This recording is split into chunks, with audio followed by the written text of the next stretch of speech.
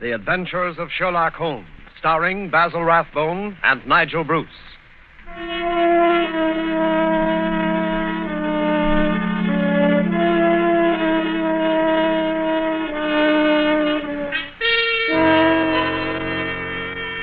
The makers of Grove's bromoquinine tablets bring you another adventure of Sherlock Holmes, with Basil Rathbone as Sherlock Holmes and Nigel Bruce as Dr. Watson. A cold is a miserable thing. A cold may become a dangerous thing. Even a so-called light cold can take a serious turn. Be prompt, be decisive in your treatment of a cold. At the very first sign of a cold, take Grove's bromoquinine tablets. Bromoquinine tablets quickly check the symptoms of a cold, quickly relieve the distress of a cold. They give you speedy results, which are very important. Don't monkey around when you can get such a dependable preparation as Grove's bromoquinine tablets. And now, here we are again on our usual visit to Dr. Watson. He's waiting for us in his study, a cheerful blaze crackling on the hearth. I'm very relieved to see you, Mr. Manning. Hasn't the weather been atrocious today? I was beginning to wonder if you'd be able to get here tonight through all this fog. Yes, it certainly is what you Londoners call a regular pea super. Yes, indeed. It reminds me of the adventure of the missing submarine plans. A case that was solved in the underground. Underground? What you Americans call a subway. Yes, but what has a solution in a subway got to do with a foggy night? Well, you see, the affair started in weather exactly like this. It was the third week in November, the year 1895, to be exact. On Monday, a dense yellow fog had settled down upon London. On Thursday, it was still there, thicker and murkier than ever. At first, Holmes had turned his nervous energy to cross-indexing his huge reference books. But when, after pushing our breakfast chairs back for the fourth morning, we saw the greasy brown swirl still drifting past the windows, Holmes's patience snapped.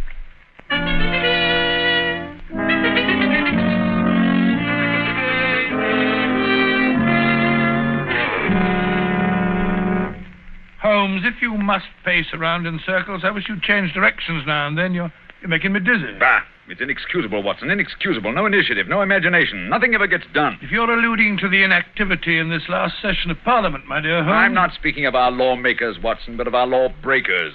The London criminal is certainly a dull fellow. What makes you say that? Well, look out of the window. Ideal weather for committing a crime.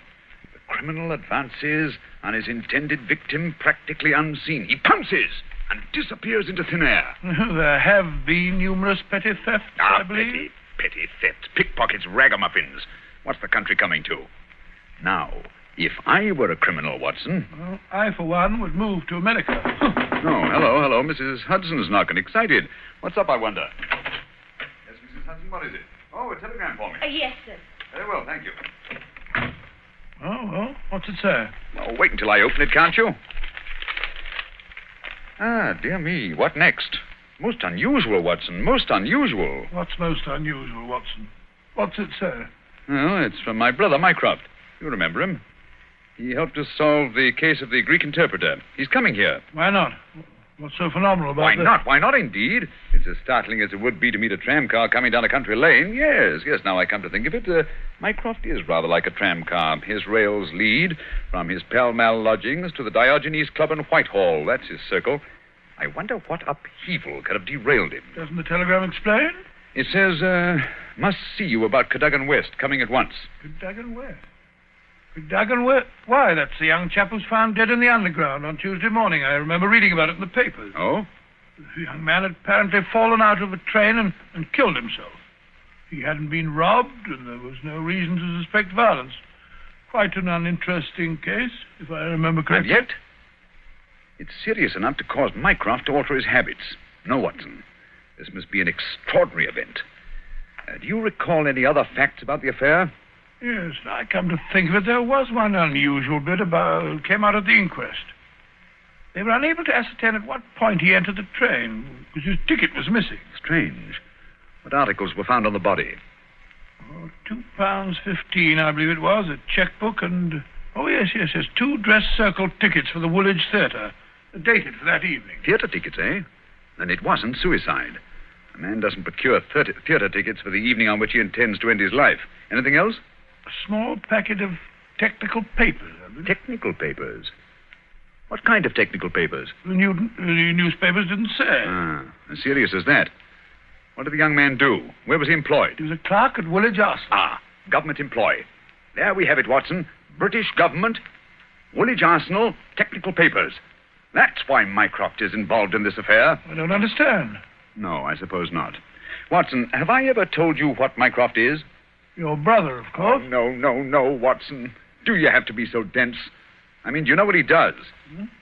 I seem to have some vague recollection that you once told me that he'd held some small office under the British government. It would be more accurate to say, in a way, that he is the British government. What? His position is unique. He made it for himself.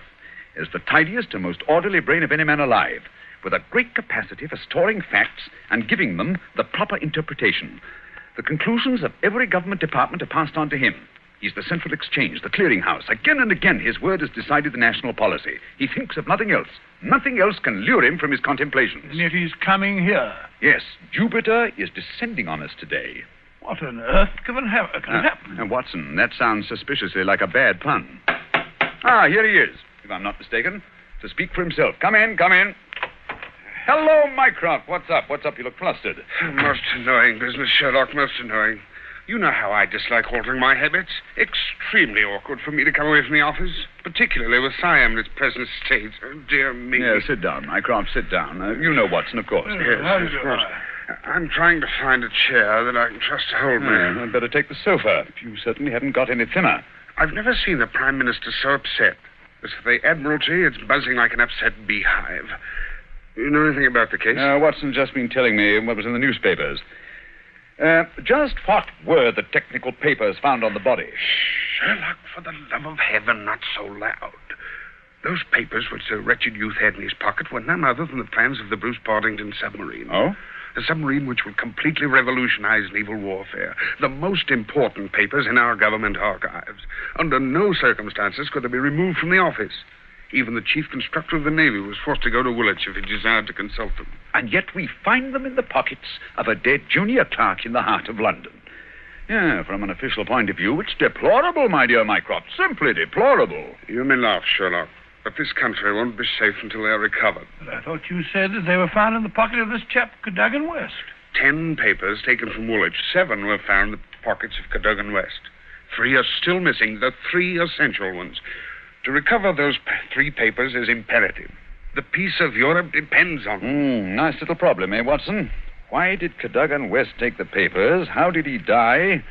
How did his body reach the place where it was found? And where are the missing papers? Find the answer to those questions, Sherlock, and you'll have done your country an invaluable service. Oh, why don't you solve it yourself, Mycroft? I believe you could. Possibly. But it's a question of digging out details. Give me the details, and I can give you the solution from an armchair. No, when it comes to running about and cross-questioning railway guards and lying on one's face with a lens to one's eye, no, that's not my métier. Besides, your figure prevents your taking such an undignified position, eh? Very well. Leave that part of it to us, eh, Watson? Right, you are. Good. I've got a cab waiting outside to take the place where the body was found. I can give you the details on the way.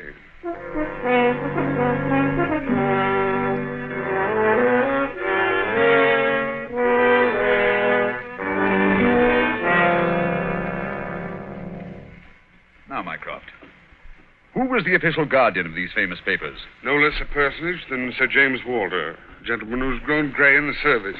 His patriotism is beyond suspicion. A bachelor, if I'm not mistaken. Lives with his brother. Yes. He was at the house of Admiral Sinclair at Berkeley Square during the whole of the evening when this accident occurred. The Admiral vouches for him. He's one of the 2 who have the only keys to the safe. And his key was with him all evening? Right. His key, the key to the building, and the key to the room. Who was the man with the other key? The senior clerk, Mr. Sidney Johnson. Man of 40, married, silent, morose, with an excellent service record. Any alibi? He, too, had his key with him and seems to have spent the evening playing a game of draughts with a green grocer around the corner from his lodgings. Of course, he has only the word of this green grocer to back him up. Oh, come, my dear Mycroft. No class discriminations, please. The word of a greengrocer is often just as good as that of an admiral. What about Cadogan West? He had a good reputation. A bit hot-headed, but straight and honest. At least, everyone thought so. He was next to Sidney Johnson at the office. His duties brought him into daily personal contact with the plans. No one else ever had the handling of them. Oh, it's perfectly clear. He must have taken... Ah, not so fast, Watson, not so fast. Who locked them up that night? Mr. Sidney Johnson. Ah, they were of value, commercially, I mean. Oh, yes. There's no doubt that West could have got several thousands for them very easily. And yet, only a small amount of money was found on the body. Perhaps the buyer took it back after he'd murdered West. What puzzles me is, how did West obtain possession of those papers?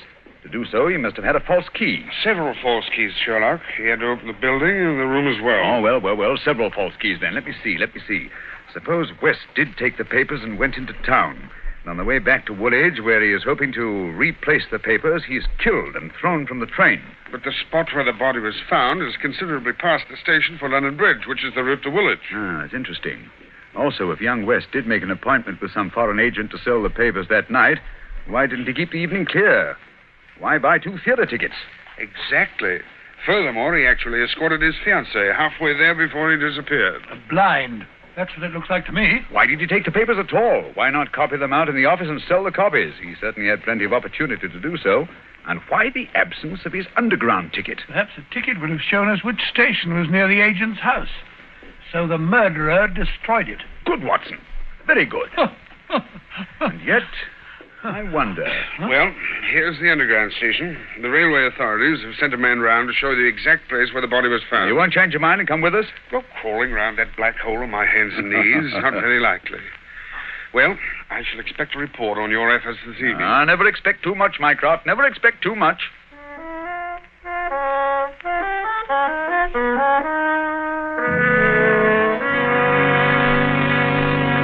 Before we follow Holmes and Watson into the mazes of the London subway system, I have a word of advice. Every year, colds cause a lot of sickness. Every year, they cause a lot of expense and time lost from work. Always regard a cold seriously. Always treat it earnestly. At the first sign of a cold, take Grove's bromoquinine tablets. Bromoquinine tablets are famous relief for the distress of a cold. Their efficacy has been fully established. Bromoquinine tablets go right to work on a cold symptom. They don't waste any time. They don't pull any punches. They quickly relieve the misery of a cold. They help reduce the fever of a cold. Thousands of people keep bromoquinine tablets handy all winter. Thousands of people depend on them as their relief for colds. No other preparation enjoys greater confidence than bromoquinine tablets. Follow the example of millions, and at the first sign of a cold, take Grove's bromoquinine tablets. Get them at any drugstore, a few cents a box. Ask specifically for Grove's, Groves. Bromo, Bromo. Quinine, Quinine. Grove's bromoquinine tablets.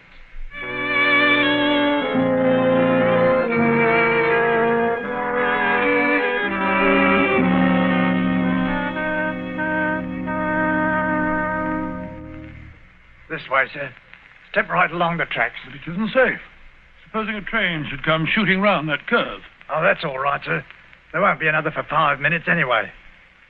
Here we are, sir. This is where they found the body. Right here alongside the rails. Lying on its face it was. Spooky old place, eh, Holmes? Like the catacombs, only without the skeletons. Yeah. Anything in his hands when they found him? No, sir. Were they clenched or spread out as if he were protecting himself? No, sir. They was what you might call relaxed. What time did all this happen?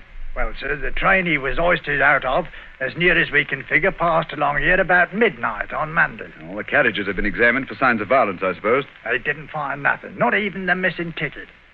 There was a passenger to Aldgate on the ordinary train. About 11:40 it was.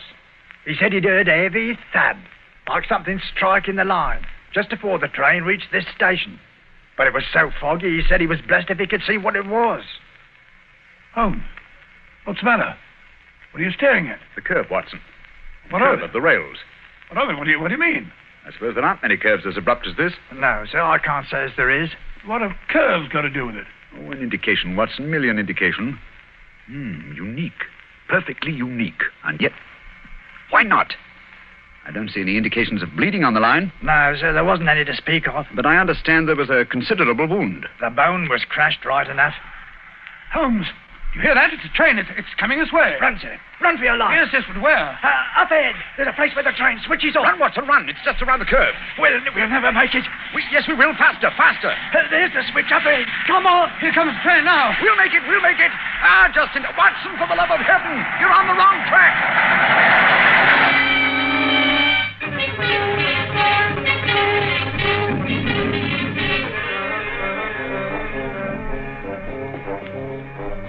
Well, that was a narrow escape, Holmes. I must say my knees are still shaking. Look at the shoulder of my coat where you pulled at me. Lucky thing for you that I did. Where are we off to now in this fog? Yes, it's a nice afternoon. Suppose we pay a few calls. I think Sir James Walter claims our first attention. After that, we might drop in on Miss Westbury. Miss Westbury? Who's she? She is Cadogan West's fiancée and the last person to see him alive. Holmes, we seem to be going around in circles. We've accomplished absolutely nothing so far except to get ourselves nearly annihilated in the underground. After all, it's perfectly obvious that the young man had a quarrel with someone, in all probability the agent, to whom he sold the papers, and got himself thrown out of the railway carriage for his pains. I disagree with you, my dear Watson. His body fell from the roof of the carriage where it had been placed. Cadogan West met his death elsewhere. The roof of the train? Consider the facts, Watson. A, the curve in the tracks. The body is found at a spot where the train pitches and sways as it comes around the points. B, there was no ticket. C, there were no signs of bleeding on the line because the body had bled elsewhere. Of course. Everything fits together, but where was the body placed on the train? I think I can make a fair guess at that, my dear Watson. Here we are. This is the famous official villa of Sir James Walter. And that, if I'm not mistaken, is his brother, Colonel Valentine, just coming out of the house. What's the matter with the man? He looks positively haunted. Oh, pardon me, Colonel Valentine, but can you tell me if Sir James is at home? Sir James, sir? Sir James is dead. Good heavens, dead? He died this morning. It's terrible. Terrible. How did he die? Oh, it's this horrible scandal. My brother, sir, was very sensitive of his honor. He couldn't survive the disgrace to his department. It broke his heart. Pardon me, gentlemen, I must go. It broke his heart. Most appalling development. Eh, Holmes? I wonder if his death was natural, or if the poor fellow killed himself.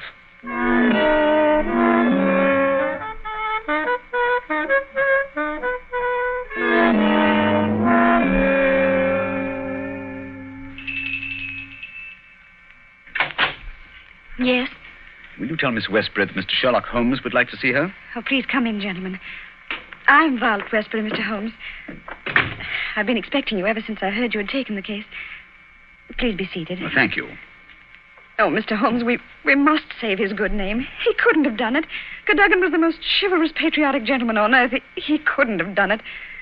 He would have cut his right hand off rather than sell a state secret. But the facts, my dear Miss Westbury. I admit I can't explain them. Was he in need of money? No, Mr. Holmes. His need was simple and his salary very good. He'd saved several £100. We were to be married at the new year. I see. Had you noticed any signs of mental excitement? Why, well, that is... Come, Miss Westbury, be frank with us. Yes, Mr. Holmes. That night, I had a feeling that there was something on his mind. Mm-hmm. Tell us about it, will you? We were on the way to the theater. It was a foggy night, you remember? We were walking slowly. Our way took us close to his office. Cadogan seemed thoughtful and worried.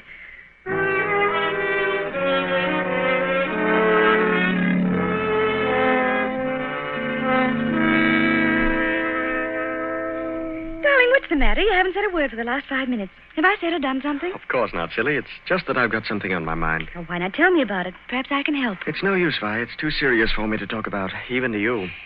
You know, sometimes, Caddy, I feel just the least little bit jealous of that old job of yours when you're cooped up in that building all day. Oh, now you're not going to be jealous of the building. Well, not really. But it is funny to think of a husband having secrets he can't tell his wife. Mighty important secrets, I can promise you. There's one in particular that any foreign spy would pay good money to get hold of. How thrilling. Well, I don't know. They're awfully slack about some things over there in that building, Violet. Much too slack. It would be too confounded easy for a traitor to get his hands on those plans. What plans? Never mind, darling. I guess I'm getting a bit melodramatic. But there's something been worrying me. Hello, what's that? What's what? Over there, that shadow moving along the side of the building. It's a man. So that's it. I always suspected... Oh, what's the matter? You're so excited. What's wrong? Stay here, Violet. There's something I have to find out. Stay here.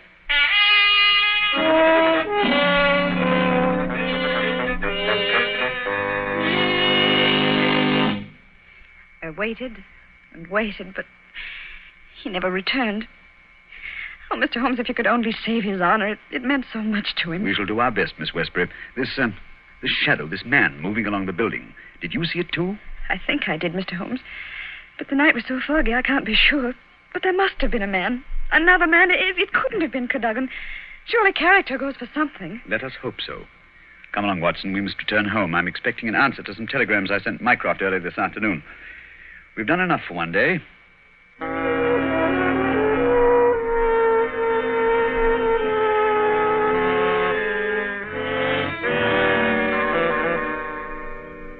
Holmes, where have you been all day? You left this morning before I was up. Now you've come home with your towel awry, your suit torn, and as ravenous as a wolf. Yes, I've had a bit of exercise, my dear Watson. Pass me the tongue, will you? It would have done you good to go along. Yes, well, what were you doing? Investigating the premises inhabited by foreign spies known to have been in London on last Monday. Mycroft sent me a list of them. Took a bit of doing, too. Climbing walls, breaking into cellars, prowling around rooftops. Well? I discovered there was only one residence which had the proper facilities for disposing of West's body after the murder. Well, whose residence was that? It belongs to a Hugo Oberstein. The address is 13 Caulfield Gardens, Kensington. The gentleman himself has departed for Europe. Gone, has he? And he took the plans with him. It's too late. Not necessarily, Watson. What can we do now? We're going to keep a rendezvous with the gentleman who stole and sold those plans. The assignation will take place at Mr. Oberstein's house this evening at 9. What the deuce are you talking about? These newspaper clippings. I found them in the drawer of Hugo Oberstein's desk. Read them. The Daily Telegraph agony column. The first one says, too complex for description, must have full report, terms agreed to, payable when goods delivered. Signed, Piero. Piero, indeed. Sounds like a Mardi Gras. Now, read on, Watson, read on. Second goes, matter presses, must withdraw offer unless contract completed. Piero again. And the last, dated Monday, the day the crime was committed. Monday night after 9, 2 taps, payment in hard cash. I say, do you think it was a submarine that the plans that he was buying? I'm almost positive. And Piero was Oberstein himself. But we'll find out for certain this evening. I've invited the gentleman who sold the papers to meet us. How? I don't understand. I inserted this advertisement in today's Daily Telegraph. Tonight, same hour, same place, 2 taps, vitally important. Your own safety at stake. Signed, Piero, as usual. By George, if he answers that, we've got him. Unless we're too late. Come along, Watson. There's no time to lose. You can take this package for a change. I've been carrying it around all day. What's in it? Oh, just a jemmy, a dark lantern, a chisel, and a revolver. Nice equipment for a respectable citizen to be carrying about the streets of London, I must say. Yeah, you know, Watson, there are times when I suspect we aren't quite respectable.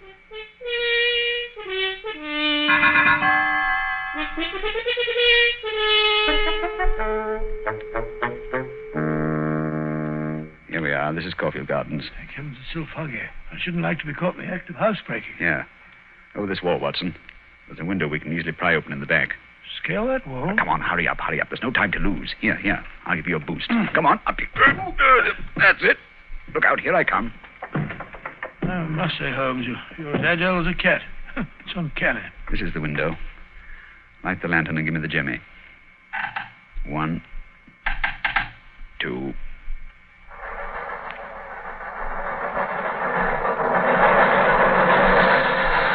Holmes, the underground runs right past here, almost on the level of these windows. I could have reached out and touched it. Yes, quite convenient, wasn't it? It was here the body was placed on the roof of a train. Look out of this, look on this windowsill. You can see the soot is blurred where they rested the body. And here, look. This brown stain is blood. Nasty, eh, Holmes? Let's get on to the house. Very well, then. Come along. The window's open. Easy, don't break the glass. Supposing Oberstein should happen to return home. Well, we must take our chances in this business. Come along, Watson, come along. Our visitor will expect to be let in by the front door. I wish these stairs didn't squeak so. 9 o'clock. We can expect him at any moment now. You take your position on one side of the door. I'll be on the other. So we can pounce on him when he enters. I'll throw my greatcoat over his head. I wish he'd hurry. Shh, Watson. What if he doesn't come? There he is. Ready now. I'll open the door. You wanted me? No, you don't. Take that. What the... Easy, Watson, easy. All right, Holmes, I've got him. Well, let's take a look at our catch. Take the overcoat away, Watson. Right. Hi, It's Colonel Valentine Walter, Sir James's brother. Quite. Well, sir, what have you to say for yourself? Why did you steal the Bruce Partington plans? Who are you? What do you know about this? I am Sherlock Holmes, and I know everything. Oh, this is terrible. I'm lost. I didn't realize their importance until my brother killed himself. But I needed the money. I had to have it. Oberstein offered to give it to me if I'd let him see the plans. So you took an impression of your brother's key, opened the safe, and procured the papers. Cadogan West saw you leaving the building, followed you here, and you killed him. No, I didn't do that. I swear I didn't do it. No? Then perhaps you'd better tell us who did murder Cadogan West and placed him on the roof of the railway carriage. I'll tell you. I promise you I will. I did the rest. I confess it, but not that. Very well, then. How did it happen? I got the papers, as you've discovered. Made my way through the fog until I reached the door. Once or twice, I fancied I was being followed.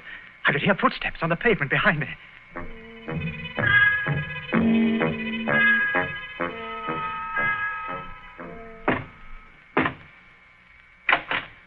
Colonel Walter? Yes? You have the papers? Yes. Let me in, quick.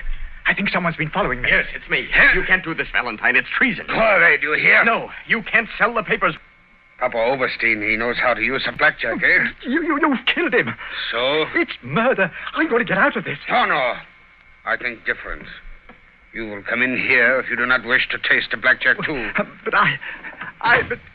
That is better. Oh, what can we do? They'll find the body. I have an idea. First, I look at those papers. I take the ones I want, and the rest we put in the pocket of this foolish young man. And then we give him a nice ride on top of the underground train, no? He will be the guilty one. Who will ever know?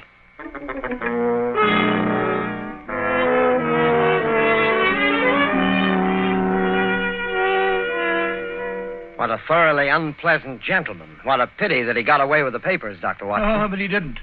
Oberstein had left a Paris forwarding address with Colonel Walters. That gentleman sent him a letter dictated by Holmes, saying that he had discovered that one essential detail in the plans was missing, and that he had procured a tracing which would make it complete for a price. And did Oberstein swallow the bait? Did he swallow it?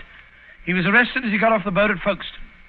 Some weeks later, I learned, incidentally, that Holmes had spent a day at Windsor Castle and returned with a remarkably fine emerald tie-pin. When I asked him where he got it, he answered it was just a small present from a certain gracious little old lady for whom he'd been able to do a small favor. Yes, and I think I can guess the lady's august name. Elementary, my dear Mr. Manning, elementary. I see. Ladies and gentlemen, in just a moment, Dr. Watson will be back to tell us about next week's story. In the meantime, let us repeat. Watch out for colds. At the first sign of a cold, take Grove's bromoquinine tablets. Bromoquinine tablets are made especially for the relief of colds. In other words, they're specialized medication, and that's what you want. Yes, at the very first sneeze or sniffle, go right to your druggist and get a package of Grove's bromoquinine tablets. Now, Dr. Watson, next week? Next week, I think I'll tell you the story of the lion's mane. The lion's mane. What was that, Dr. Watson? Well, the answer to that question, Mr. Manning, almost stumped Sherlock Holmes himself. Suffice it to say that they were the last words gasped out by a dying man as he lay writhing in agony on the sands of the Sussex coast.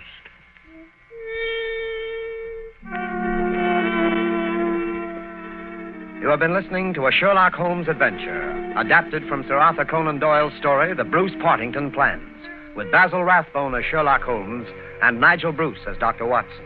The dramatization was by Edith Miser. This program is presented from Hollywood every week at this same time by the makers of Grove's bromoquinine tablets.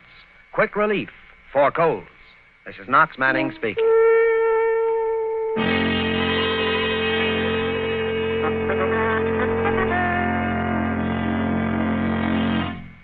This is the National Broadcasting Company.